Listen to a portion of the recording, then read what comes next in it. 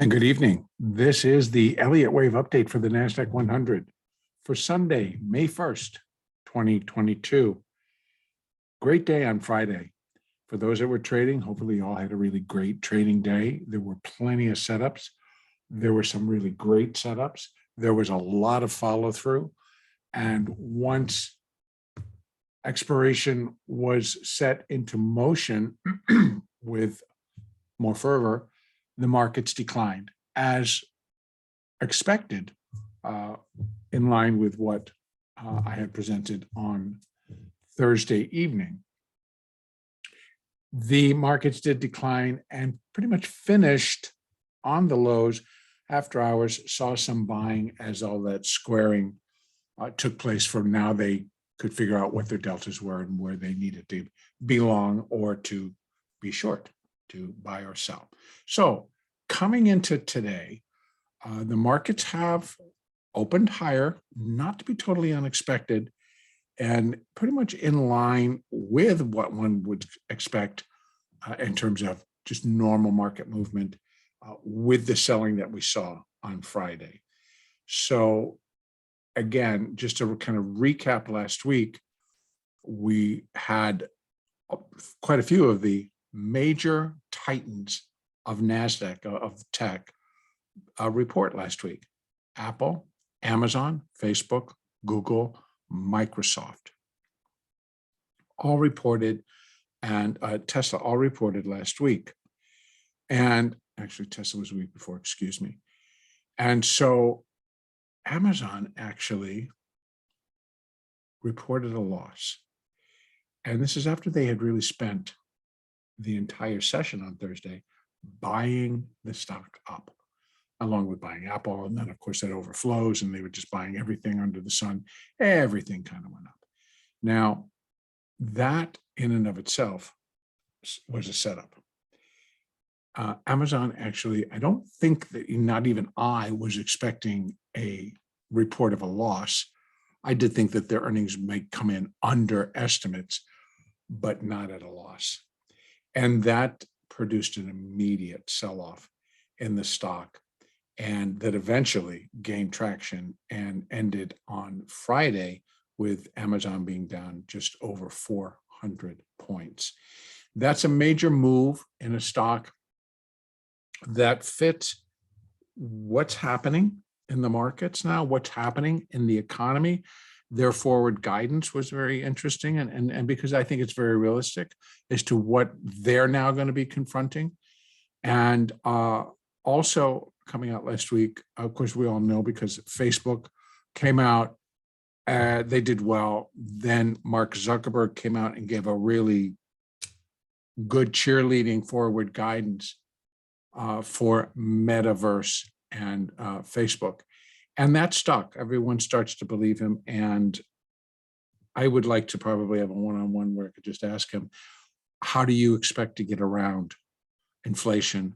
How do you expect to get around higher interest rates and then have everybody buying your Metaverse products, or just, increasing your revenue through Facebook? In any case, the market in Facebook did remain above $200, even though it really got pushed higher and then pushed lower back towards 200 into that close for expiration.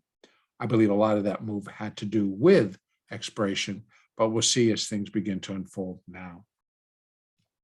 Apple, on the other hand, did beat estimates. Now, again, not by much, but it beat estimates. And that initially sent the stock up to $170. It pulled back to about 166, and that's where it closed on Thursday coming into Friday. On Friday, they decided to buy it up again, and then that marked the session high, not only for Apple, but also for the NASDAQ itself.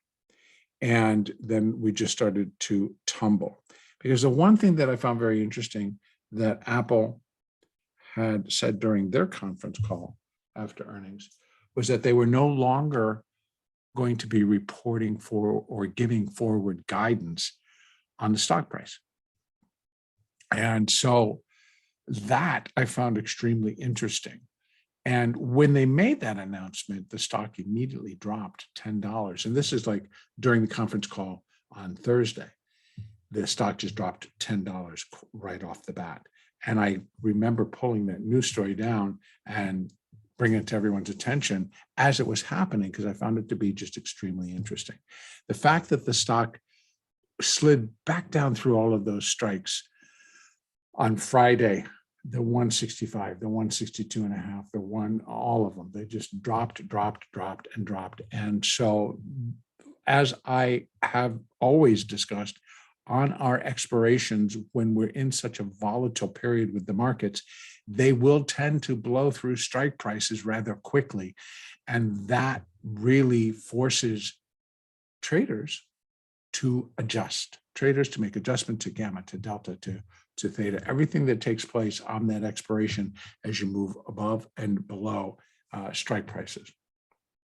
And that is basically what happened. Now, so starting again on the daily, which is where I begin now, there are still no changes to make. What I have done, and it's more on for the hourly chart, but it includes also the daily, is that I did put the top of minute wave 2 into place, and which signals that A, that corrective phase is over. B, we're starting to head lower in that minute third wave, which is also minute 3 of minor 3 of intermediate 3.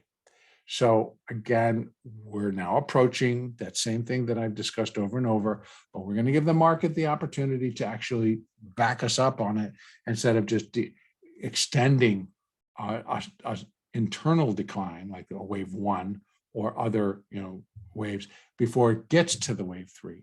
I actually, while it can continue to extend, in other words, here we have minor 1 and minor 2, minute 1 and minute 2.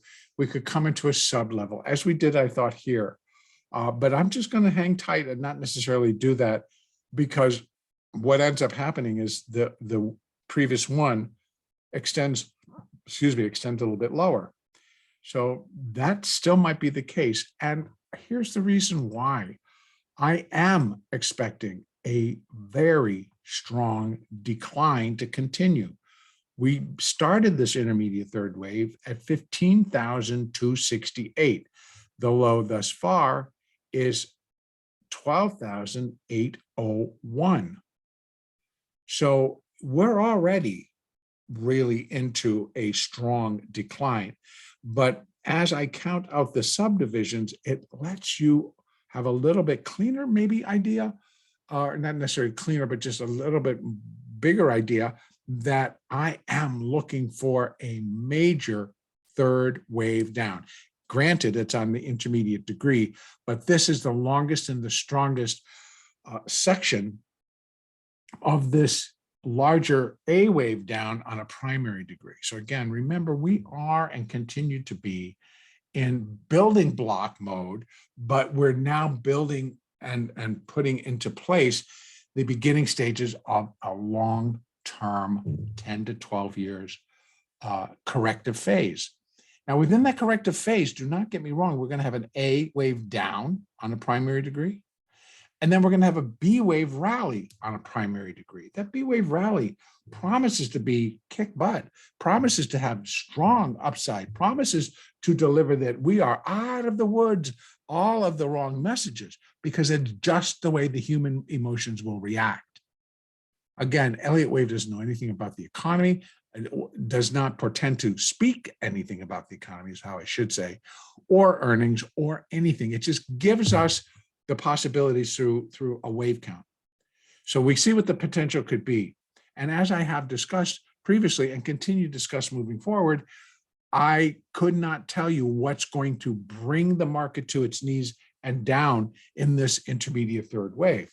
Again, as we started it, we were moving into the earnings season. And within that earnings season, we have had a record over the past year or so, since the March 2020 low, actually. So for the last 2 years, of all of these tech titans blowing the doors off of their earnings, just providing rally after rally after rally. And so now we're into that first quarter and it's the same idea. Oh, nothing's changed. And so the emotion, the human emotion, when in that, buy it. We're going up. Everything's okay. When the opposing forces were basically saying, no, they're not. We're going to have higher interest rates. Inflation is on the increase. We are now getting signals that we may likely drop into a recession. So again, every time the buyers step in, it does nothing more as the trend is down than to give us perfect setups to go ahead and sell it. Perfect setups to sell it and to actually just participate in this downside slide. Because again, our Elliott is telling us we're going down, and it tells us what wave degrees we're going to go down in. We are now in a minute wave 3, which is a part of the minor wave 3, which is a part of the intermediate wave 3. So we're just on this section. So again, I'm going to go back down to that hourly chart, because now I'm going to notice hourly chart. There we are. That after opening up and we were up about 50, we're now down 9, 4, 5, 9. We've slid back down. Now we're sliding back up. So we're going to see this tug of war back and forth where they just literally will throw those orders into the market. First of all, we trade on right now a $1 to $2 to sometimes $3 wide market between bid and offer in the NASDAQ, and they trade on it. So it gets to be pretty wild. And it can be very comical as well. But, you know, when they come in and they're just pushing buy at the market button, you get what you get. Now, where are we? What can I look for, or what can we expect?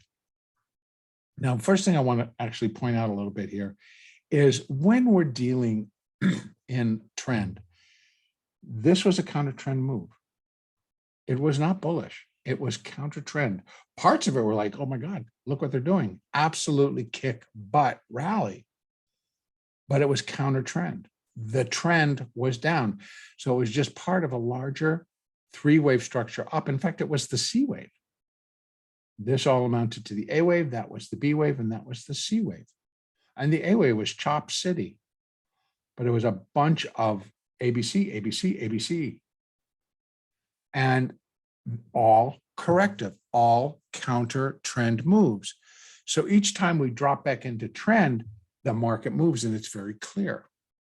So the point is that as you're stepping into trade, that's where you're getting your clues from. That's where you're getting your direction from. Now, early in the day, again, like tomorrow morning, as a day trader, I am going to try and work and see where the market, where and how it will develop trend. Now, that does not mean that the trend for an hour or two could be up. I need to see it develop trend, but here is what I'm balancing all that against: my wave count. And then I will put the Fibonacci in. So we're going to do this step by step. And I basically want to take today so that I'm sharing with you how I look at it, and then how that follow through actually does come through. So when you worked with Elliott long enough and you can build confidence in your count that you're using, and then that also will add confidence to the through all of the movements, but it'll build confidence in the Fibonacci. So when you've got the Fibonacci support, you've got the moving averages, and you've got an Elliott count, you have a pretty good roadmap on how and where you should get into trades.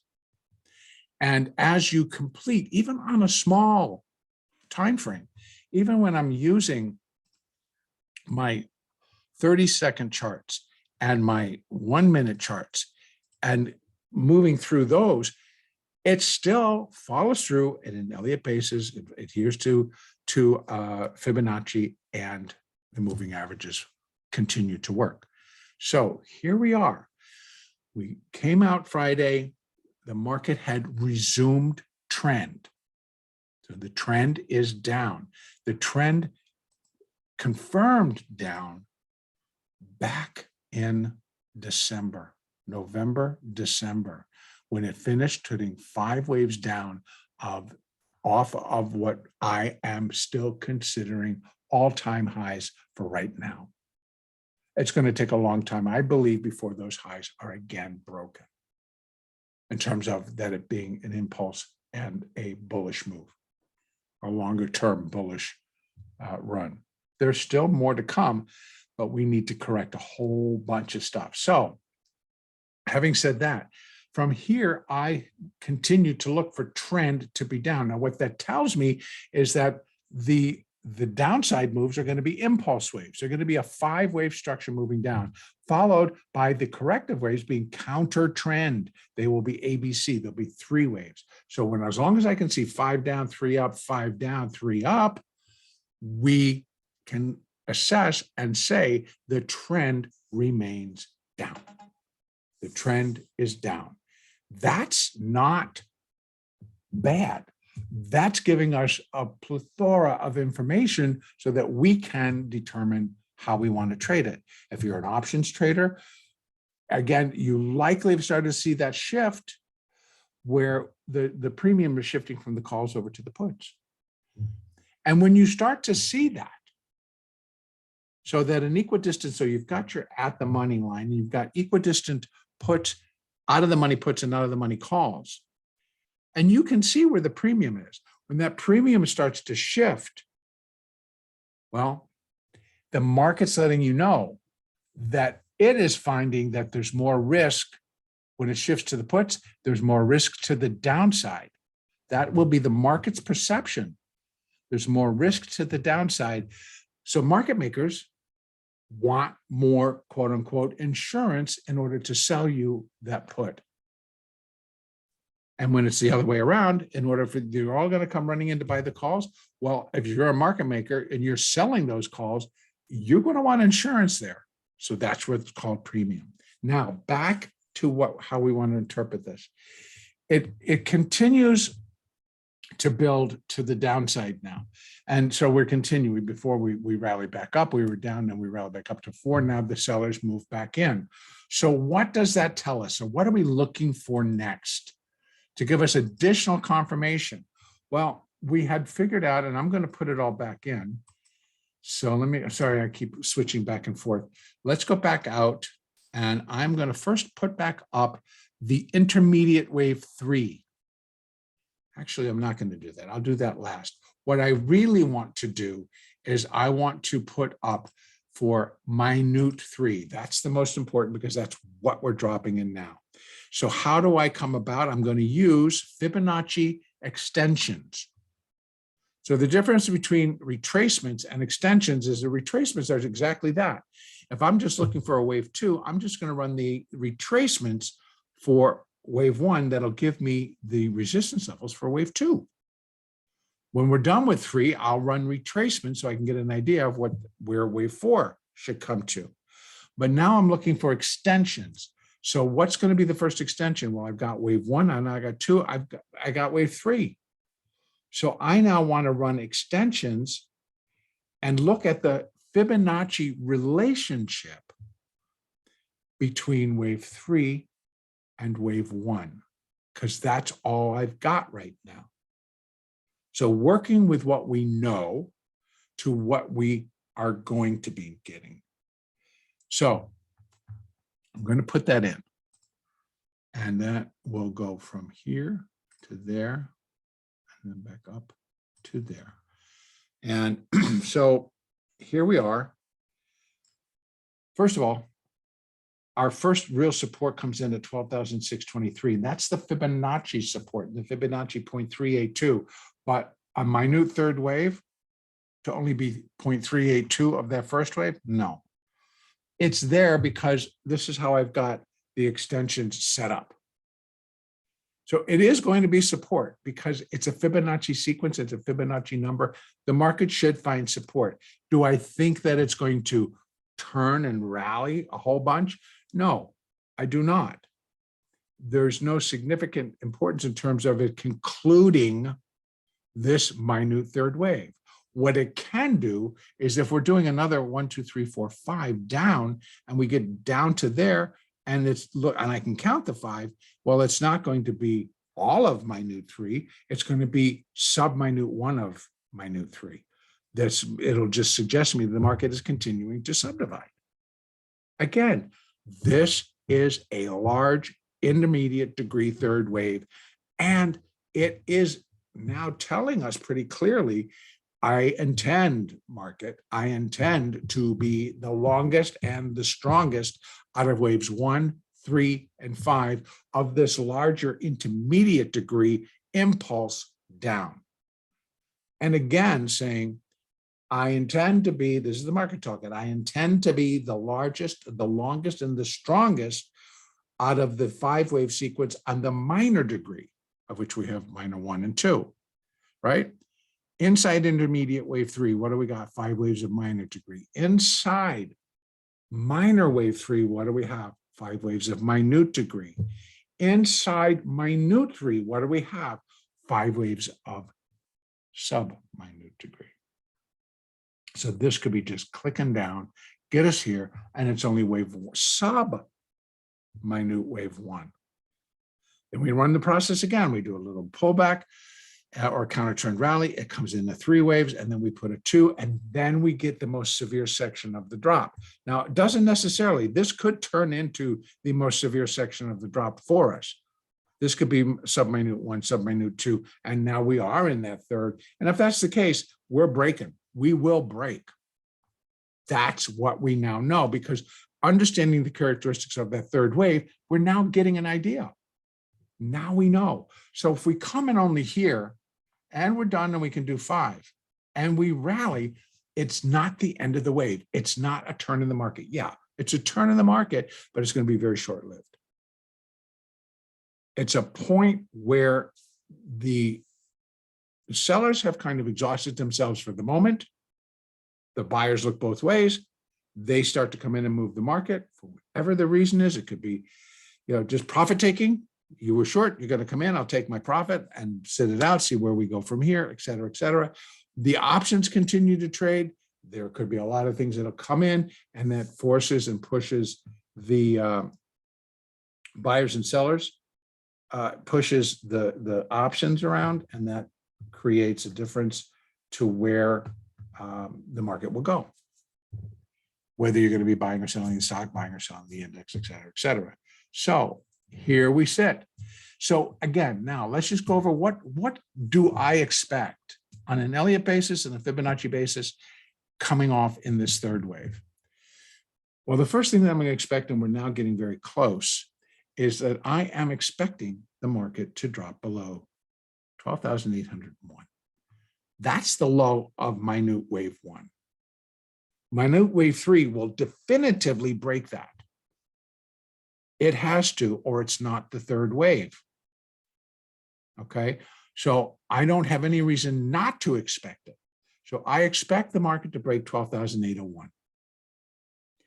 I expect it to come down and take a look and a pause at 12,623 in that zone, in a little bit of a zone there. But if it comes flying down and breaks through that, then it's heading for 12,337. Again, next level down. These are support levels. When they're broken, we're giving free rein for the market to go to that next level. And when I can go out right now, it's not going to happen because all of our moving averages are basically telling us we're going down. They're all pointing down. I'm going to go out to the weekly. I think I'm going to get the same picture. Nope. Finally, we find one. The weekly 200 moving average is at 11,697. I fully would expect that those are going to break. I would assume that they're going to break.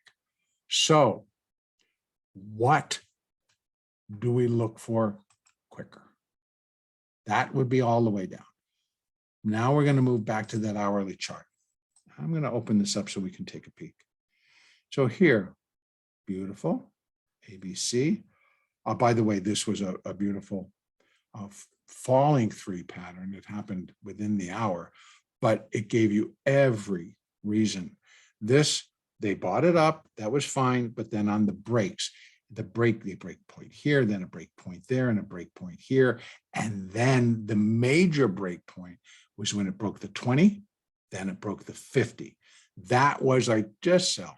If you're an option trader, you're looking to buy puts. You're selling the calls. If you're an index trader, you are selling the future. And now you're just going to, what your next steps are. We had support levels all the way on, and they continued to meet them and go through them. Now, granted, not everything doesn't go straight down, although it looks like it here. You go down and you bounce, you go down, you bounce, you go down, you bounce. On whatever time frame now, when I'm trading, I'm using a 1 minute or a 30-second. So let's just say a 1 minute, a 2 minute, and a 5 minute chart. But the chart I'm really trading off to is a 1 minute. It continues to follow Elliott. It continues to follow Fibonacci. It continues to follow the moving averages. All of the indicators, everything that I'm using on an hourly and a daily chart, continue to work and function just as well on these small time frames. And why? Because Elliott wave is a series of building blocks. That's the whole premise of this principle, of the theory, is that the market builds in recognizable patterns and then in degrees. So when you're looking at a weekly chart, that's a much longer term pattern that will take much longer to unfold, etc. So if I'm working on a 1 minute chart or a 30-second chart, the picture can change every minute or 30 seconds. And often, friends, it does. So again, mindset, building things together here of what you think the market's going to do. How do I want to trade it? Where do I want to get in? So now we're still counting it down and we're beginning to head. But the market, again, we've got down to 12,806. That's close enough. That's close to that 12,801. It gives them pause because the sellers have got to be able to push through it and push through the buyers that are going to be standing there. So if the sellers' idea is to push it below because they want to trigger something else underneath or whatever the reason is, they have to have enough. The buyers would be there ready to buy because of the market. And so what we're looking for here is for it to break 12,800 and to just keep going. So where are we? On the way. We know they're going to take a pause there. We're also in an area where the rest of it's just the US. That's all. We just got us traders, us US traders. That's what comes in first when the Globex starts at 6 p.m. Eastern, 3 p.m. Pacific. It's the opportunity for traders and big firms. They come back online and they start making their adjustments as to how they came out of expiration on Friday. What do they need to do? As you can see, the stocks themselves don't start trading until much later in the Globex session. So right now, it's just you have to balance it against going in and doing something in the future. So that's what we see. So in any case, what we got going on is a continuation of this minute wave 3. Now, again, back on this hourly chart, we've got that support there. We have support at 12,623. I do expect all of them to be broken. I think by the time we get back around to the US tomorrow morning in our opening, I do feel that we may run up because there's a lot of preconceived and pre-scheduled orders. So it's not just us that we've had the opportunity to come in this afternoon. Option traders, and that's where your position sits and only sits, you won't get that opportunity until tomorrow morning, and then you make your adjustments there. Now you can see they jump right back in and they start buying it back up. You can see we were down at 12,006. We've just rallied up 27 points. It's the product of the market, and it's thin by thin. So all of this is just plain trading. So for tomorrow, I do suspect, now that we're in the third of the third of the third, We should be more consistently going down. Yes, we can continue to subdivide, and yes, it may happen. Cannot be ruled out. But from this level, I am pretty comfortable in putting that minute 2 here. The 200, the hourly 200 moving average held nicely.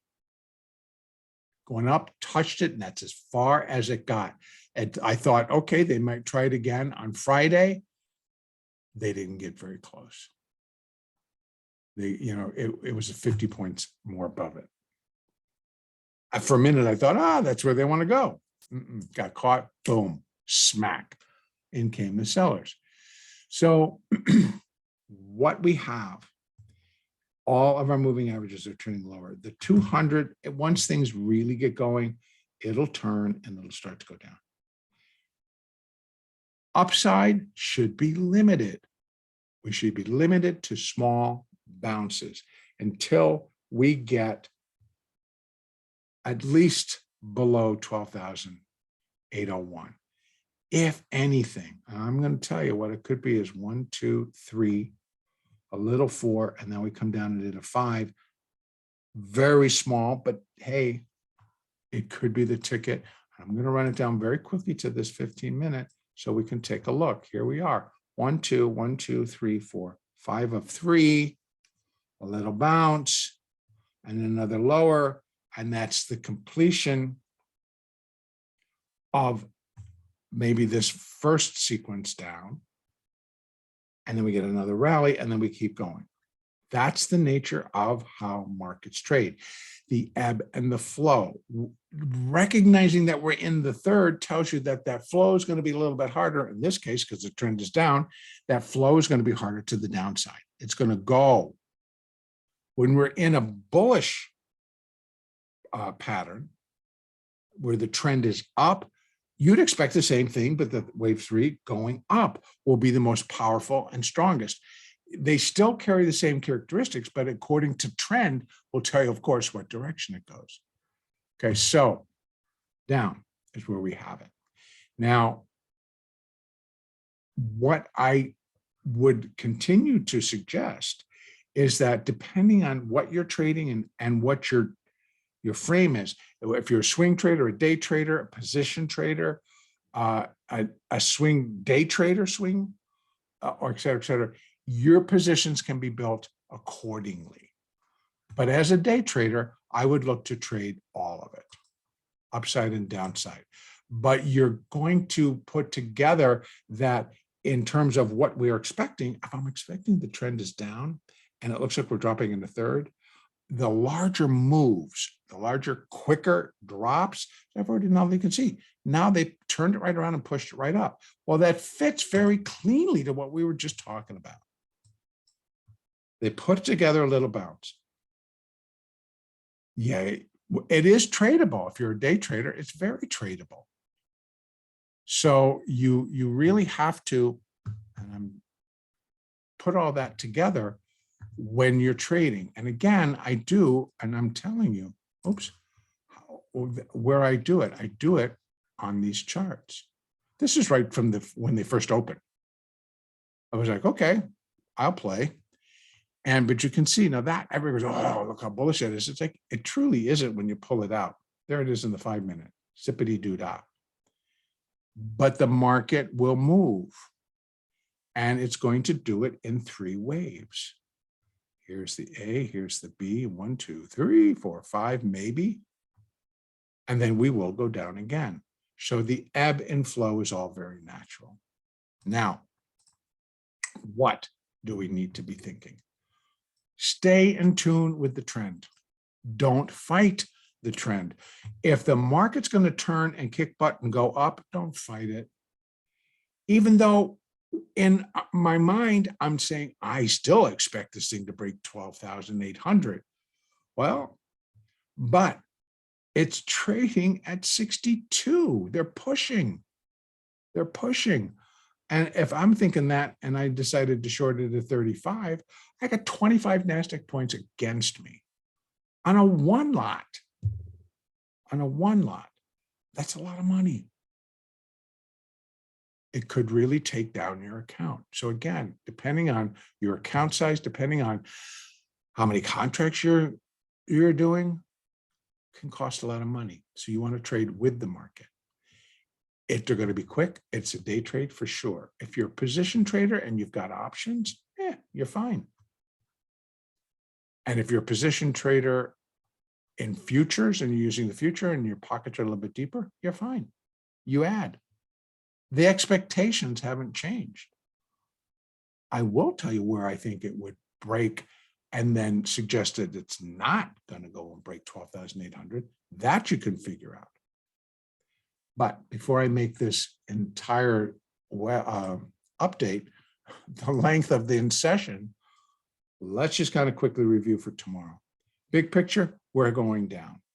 So I do want to add one more layer. Oh, no, I don't. I didn't really finish and tell you where I thought ultimately this is going to go.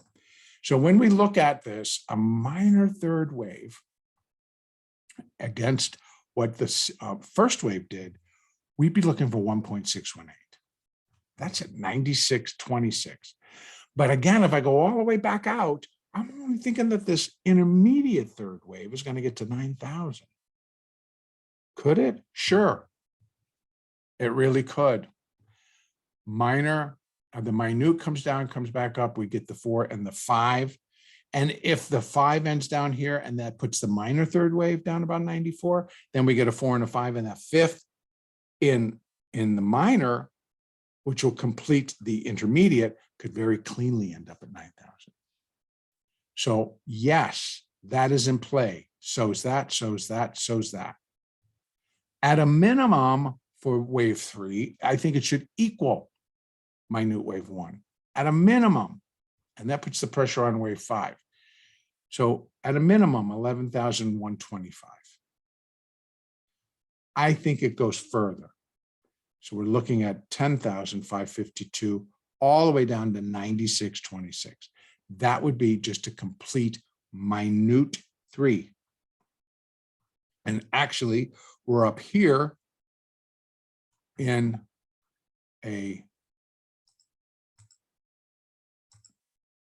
inside that minute 3. So these are sub-minute moves. So once this gets itself cleaned up a little bit, then again, I've got another point to draw in. This is for the minute 3. Well, if this is only going to be sub-minute 1 and sub-minute 2, then I can put in another reading. And then we're going to be checking to see where they overlap and where we get resistance and levels that overlap. And that gives additional support to that level coming into play. So that would be where I expect the minute 3 to come in, down in here. But we're in the sub. We have 5 waves of sub-minute degree to get in. So possibly down to 12,623. Then that'll just finish sub-minute wave 1. Then we do a rally. Then we come down in the 3rd. Then we do a rally in a 4, and we come down in that 5th. And then we're going to be finishing that minute 3rd anywhere down in here, from here down to here. And then again, another 4th wave in a minute degree, a minute 5, and now we're finishing minor 3, which again should likely complete down in here. Then we get a minor wave 4 and a minor 5th wave down, and that's the one where I am looking for it to come down to 9,077. I'm to that area. So lots of downside still to come. We'll track it, we'll work it, we'll trade it. Continue to follow your moving averages. They're now pretty much lined up. But when you're using the very near term, like the 5-minute, you can see how your 4 and your 8 and even your 20 come back into play. So we can't now they're all the way up to 91. So you can see how they took it down to 55, and now they're running it up to 40. It just the way the markets trade. It's very wide. If somebody comes in, they got a number to buy, you get a lot of the early guys that are short cover, et cetera, et cetera.